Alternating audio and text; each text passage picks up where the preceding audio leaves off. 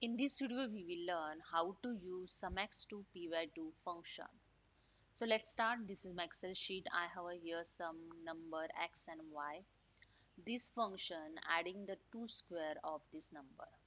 So let's start how it's done. So I just select the cell is equal to, enter the Sumx2Py2, tab, select the first number, comma, second number, bracket close.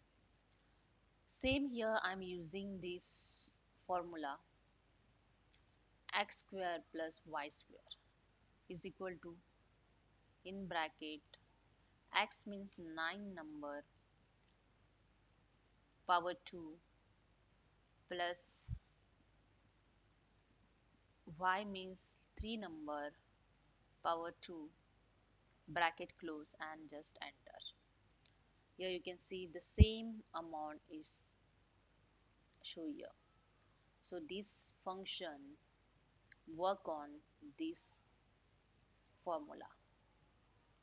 So if I again they use this Sumx2 py2, tab, x comma y, bracket close, 25. Okay, so same function using in third row. So hope you understand. If you like this, please subscribe my channel. Thank you so much.